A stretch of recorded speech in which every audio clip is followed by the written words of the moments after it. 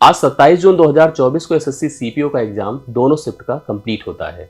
अभी आगे भी एग्जाम है और बहुत सारे अभ्यर्थी इन एग्जाम के एनालिसिस से ही अपनी प्रिपरेशन को प्लान कर रहे हैं। हालांकि एसएससी का ऐसा सिस्टम है कि वह एग्जैक्ट प्रश्नों को एनालिसिस करने से मना करता है और रियलिटी में जो प्रश्न जो छात्र बताते हैं उसके लिए पूरी तरह से वो प्रतिबंधित करता है। लेकिन फिर भी अपने लेवल पर अगर कुछ हम लोगों ने एनालिसिस करी, प्रश्नों के नेचर को देखा, उन टॉपिक को देखा जो कि प्रश्न परीक्षा में आपको दिख रहे हैं, जो अभी के आज के दोनों के शिफ्टों में दिखे हैं, जो निश्चित तौर पर कल परसों की जिसकी भी परीक्षा होगी उसके लिए हेल्पफुल हो सकते हैं, उन्हीं के लिए मैं प्रयास कर रहा हूँ। मैं आपको अलग अलग वो प्रश्न समझा दूंगा और टॉपिक बता दूंगा जहाँ से वो प्रश्न आ रहे हैं। आप अपनी नोट से अपनी तैयारी जहाँ से आपने की है वहाँ से उन पार्ट्स का रिवीजन करके जाइएगा। जिसका भी कल का पेपर होगा उसके लिए बहुत ही हेल्पफुल होगा। बाकी भी अभ्यर्थी जो पेपर दिए हैं कंफर्म कर सकते हैं कि आपने सच में या इन्हीं प्रश्नों को या इसी तरह के प्रश्नों को फेस किया है। एग्जैक्टली तो बता पाना संभव नहीं हो पाता है, लेकिन फिर भी हमने छात्रों से लिए गए रिव्यू के आधार पर ही इन प्रश्नों को या उन कंटेंट को यहाँ पर प्रेजेंट किया है और उनको उसी लेवल पर मैंने आपको बताने की यहाँ पर मैं कोशिश करने जा रहा हूँ जो सच में आपकी परीक्षा के लिए रिलेटेड होता है।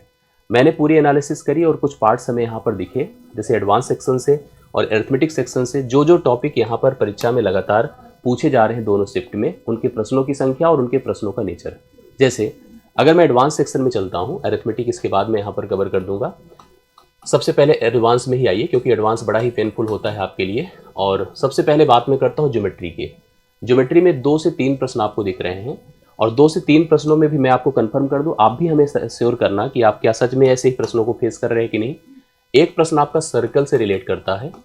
सर्कल में जो प्रॉपर्टीज होती है जैसे कि टैंजेंट, स्पर्श रेखा का जो कॉन्सेप्ट मैंने एक वीडियो दिया भी था अगर आपने देखा होगा, कॉर्ड का जो कॉन्सेप्ट होता है और साथ साथ जो आपका जो है इंटरसेक्टिंग रिलेशंस होते हैं कॉर्ड एंड टैंजेंट के, उनके आधार पर प्रश्न दिख रहे हैं। जहाँ पे जो अगर हम दो टैंजेंट को देख रहे हैं या कॉर्ड्स को देख रहे हैं, उनके आपस में जो डिस्टेंसेस होती हैं फ्रॉम द सेंटर, उस तरह के जो रिलेशंस होते हैं या कोणों का अप्रोच, जैसे उसके अंदर एक त्रिभुज बन जाए, उनके अल्टरनेट एंगल का कॉन्सेप्ट या इस तरह से कोणों का प्रयोग आपने सर्कल में।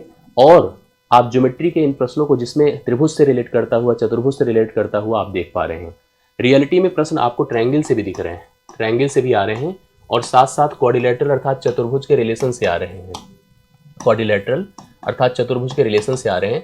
तो मतलब अगर आप 2D पढ़े हैं, 2 डायमेंशनल, तो आपको चतुर्भुज अच्छे से तैयार करना है, त्रिभुज अच्छे से देख लेना है, त्रिभुज की सारी प्रॉपर्टी और सर्कल के जितने भी रूल्स होते हैं, चाहे वो टेंजेंट का कॉन्सेप्ट हो, चाहे आपका कॉर्ड का कॉन्सेप्ट हो, चाहे वो आपकी जो इंटरसेक्टिंग लाइंस का कॉन्सेप्ट हो, चाहे वो आपकी जितने भी प्रकार के टेंजेंट या कॉर्ड से रिलेटेड जो भी प्रॉपर्टीज बन पाती हैं सर्कल में, उसको आप लोग अच्छे से देख लीजिएगा।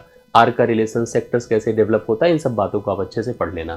तो ज्योमेट्री में 2 से 3 प्रश्न कुछ इसी तरह से आपको देखने को मिल रहे हैं। पॉलीगन भी पढ़ लीजिएगा आप लोग, क्योंकि पॉलीगन अर्थात बहुभुज, जिसमें आप लोग रेगुलर पॉलीगन, इरेगुलर पॉलीगन में कोणों का योग और भुजाओं की संख्या के जो रिलेशंस होते हैं उनको अच्छे से देख लीजिएगा। सभी आंतरिक कोणों का योग क्या है, सभी बाह्य कोणों का योग क्या है, भुजाओं को कैसे रिलेट करते हैं, ये भी थोड़ा देख लीजिएगा। हालांकि मुझे इसका कोई व्यू नहीं दिखा प्रश्न का, लेकिन मेरी तरफ से सजेशन है आप लोगों को पॉलीगन देख लेना। अब बात आती है ट्रिग्नोमेट्री की अर्थात त्रिकोणमिति की। त्रिकोणमिति पर मुझे जो जानकारी मिली है उसमें 3 प्रश्न आपको, त्रिकोणमिति में 3 प्रश्न मुझे यहाँ पर लगभग 3 से 4 प्रश्न आपको देखने को मिल रहे हैं। ऊंचाई दूरी के लिए हमें किसी ने नहीं बताया, लेकिन मैं मानता हूँ कि उसका भी प्रश्न आपको दिख सकता है। फिर भी ध्यान रखना कि 3 प्रश्न मुझे त्रिकोणमिति का दिख रहा है, जिसमें आइडेंटिटी बेस्ड क्वेश्चन अर्थात जो रिलेशंस होते हैं स्क्वायर, मतलब sine square theta plus cos square theta is equal to 1, जो टैन का सेक के साथ होता है, कॉस का कॉट का कॉसेक के साथ होता है, इन रिलेशंस के आधार पर, रेसिप्रोकल रिलेशंस के आधार पे, कॉम्प्लीमेंट्री रिलेशंस के आधार पे, और अलजेब्रिक उपयोग जो भी त्रिकोणमिति में होता है, मतलब आइडेंटिटी का उपयोग ठीक ठाक है। और साथ साथ एक प्रश्न बड़ा अच्छा सा उसमें दिख रहा है, वो भी अगर देखा जाए तो आइडेंटिटी से है, बट वो एंगल रिलेट करता है। अर्थात अगर आपको वहाँ पर कोण की वैल्यू पता है कि हमें थीटा का मान 30, 60, 45 और 90, इन सब की वैल्यू अगर 0 डिग्री की पता है, sine cos tan cot sec cosec की, तो हम लोग आराम से उस प्रश्न को हल कर सकते हैं। तो ये हमें 2 से 3 प्रश्न आपको जो त्रिकोणमिति के मैं बता रहा हूँ, जिसमें आइडेंटिटी को अच्छे से एक बार देखिएगा, कोण को अच्छे से पढ़ लीजिएगा। इन रिलेशंस को अगर अलजेब्रिक आपने क्रिएट कर दिया तो आपको ये जो प्रश्न 3 से 4 दिख रहे हैं, 2 से 3 दिख रहे हैं, वो आप आराम से कर सकते हैं। ऊंचाई दूरी तो हमको नहीं दिखा है, ना किसी ने बताया है, लेकिन ऊंचाई दूरी का भी प्रश्न आ सकता है। अब बात आती है अलजेब्रा की। अलजेब्रा के लगभग 4 से 5 प्रश्न आ रहे हैं। अब 4 से 5 प्रश्नों में आप ध्यान दीजिएगा, एक तो क्वाड्रेटिक इक्वेशन से प्रश्न रिलेट कर रहा है, नेचर पर, रूट के नेचर पर, और साथ साथ रूट्स का जो रिलेशंस जो जोड़ पर आधारित होता है, गुणे पर आधारित होता है, linear equation in two variables, और साथ साथ जो रिमाइंडर का कॉन्सेप्ट होता है पॉलीगन में, कि मतलब अगर हम किसी जो है एक क्वाड्रेटिक इक्वेशन, एक आपका पॉलीगन है, पॉलीगन आपका क्यूबिक है, स्क्वायर मतलब क्वाड्रेटिक है या बाई क्वाड्रेटिक है, उसको अगर हम किसी लीनियर से क्वाड्रेटिक से डिवाइड करते हैं तो शेषफल क्या आता है, या शेषफल इतना आता है तो कोई वैल्यू सर्टेन क्या हो जाएगी, इस पर आधारित आपको प्रश्न लगभग 4 से 5 अलजेब्रा में ठीक ठाक और अच्छे प्रश्न आपको अलजेब्रा के दिख रहे हैं। कुछ ऐसे भी प्रश्न जो सच में बड़ा कंफ्यूज कर रहे हैं, एग्जैक्टली तो कोई नहीं बता पाता है, लेकिन जितने भी स्क्वायर के रिलेशंस होते हैं, जितने क्यूबिक रिलेशंस होते हैं, जो रूल्स होते हैं जनरल अलजेब्रा के 20-25 जो हम लोग पढ़ाते हैं, उनको आप लोग जरूर देख लीजिएगा। ठीक है, अलजेब्रा के ये सब प्रश्न बहुत ही स्टैंडर्ड होते हैं। मेंसुरेशन में 2D के भी प्रश्न आ रहे हैं और 3D के प्रश्न आ रहे हैं। मैंने 2D 3D का कई सेशन लिया है और मुझे लगता है कि आप लोगों ने उसको देखा होगा तो कई चीज़ें उसमें हेल्पफुल होंगी। बहुत सारे लोग अगर जो नए हैं, नहीं उनकी बात नहीं कर रहा हूँ, लेकिन जो हमारे छात्र हैं उन्होंने देखा होगा और आपने पेपर दिया होगा। निश्चित तौर पर 2D में जितने भी प्रकार के 2 डायमेंशनल फिगर है, त्रिभुज है, चतुर्भुज है, क्वाड्रिलेटरल के जितने भी फिगर्स हैं, पैरेललोग्राम, रोम्बस और जो है आपका ट्रेपीजियम, रेक्टेंगल, स्क्वायर, इनके अंतर्गत इसमें जो सबसे मुख्य जो प्रश्न हो रहा है वो बेंडिंग द वायर। जैसे अगर एक तार है वृत्त के आकार में, या वृत्त सबसे इंपॉर्टेंट वृत्त के आकार में है, वृत्त के शेप में रखा गया, उसको मोड़ करके फैला करके एक त्रिभुज का शेप दिया जा रहा है, तो त्रिभुज की भुजाएं या वर्ग का शेप दिया जा रहा है, तो वर्ग के क्षेत्रफल इसके क्षेत्रफल में क्या रिलेशनशिप है, इस टाइप का प्रश्न आपको जो है मेंसुरेशन के चैप्टर्स में दिखेगा। ठीक है, और इसमें भी आप रोम्बस अच्छे से पढ़ लीजिए अगर अलग से सेपरेट देख रहा है। ट्रेपीजियम जो समलम चतुर्भुज है उसके नियम को अच्छे से देख लीजिएगा। एक प्रश्न आपका समांतर चतुर्भुज से आया हुआ है, मैं थोड़ा सा आपको हिंट दे देता हूं, जिसमें समांतर चतुर्भुज का जस्ट क्षेत्रफल आपको अगर उसका सूत्र पता है तो आप कर सकते हैं। बेस इंटू हाइट, आधार दिया है और कोई उनके बीच की दूरी जो लंबवत दूरी है उसको पता करने के अंतर्गत क्षेत्रफल दे करके आपसे पूछा है, या छोटी भुजा बड़ी भुजा को आपस में अगर दे करके उनके बीच की दूरियों के रिलेशंस की बात किया जाए तो उस पर आधारित प्रश्न आपको 2D 3D में दिख रहा है, 2D में दिख रहा है। 3D में जैसे आपको क्यूबाइड, क्यूब, स्फीयर, ठीक है, कोन, सिलेंडर, इन सब पे रिलेटेड है। लेकिन जैसे आपके पास एक कोन है बड़ा, उसको पिघला कर आप छोटे छोटे कोन बना रहे हैं अलग डायमेंशन की, तो कितने बन सकते हैं।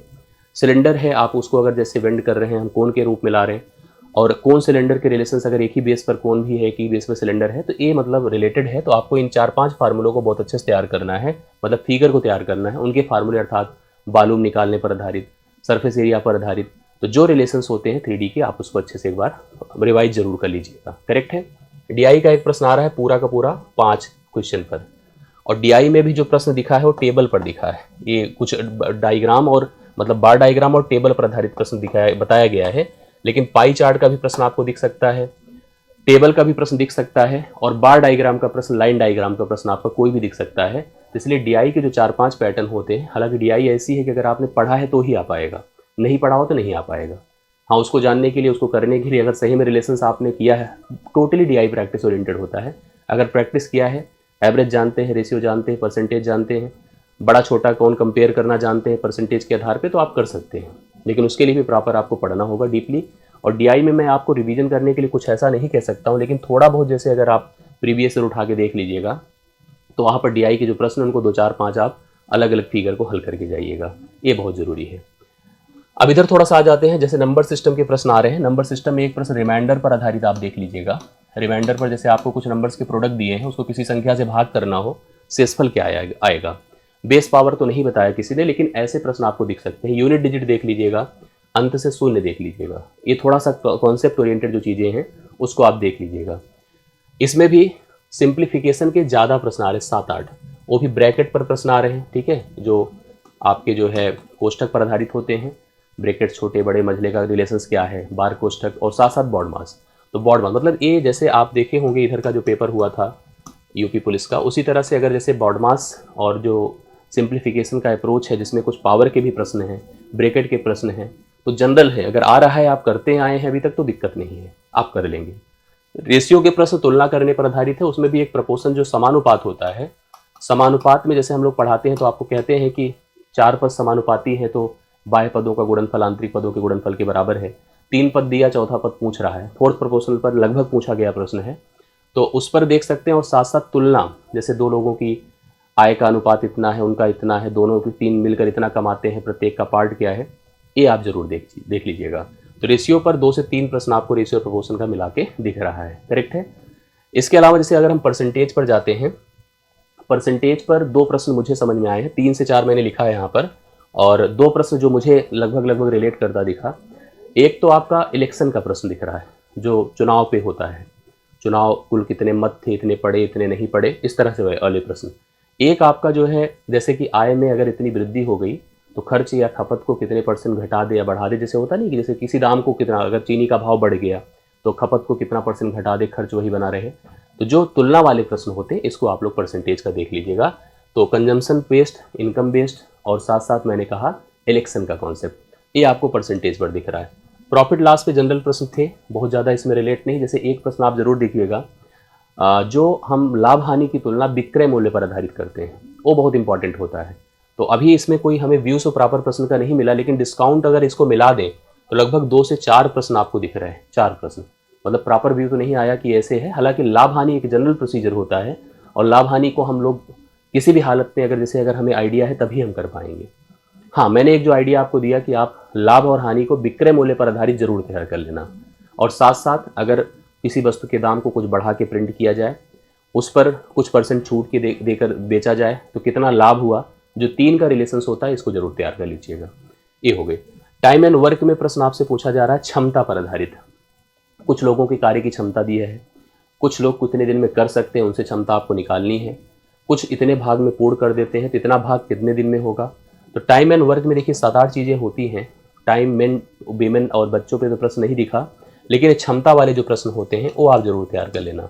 कार्य में शामिल होने, कार्य को छोड़कर चले जाने पर आधारित, और जरूर उसमें भाग, जैसे इतने दिन में पूर्ण होता है ठीक है, लेकिन इतना भाग कितने दिन में होगा ये जरूर तैयार करिएगा।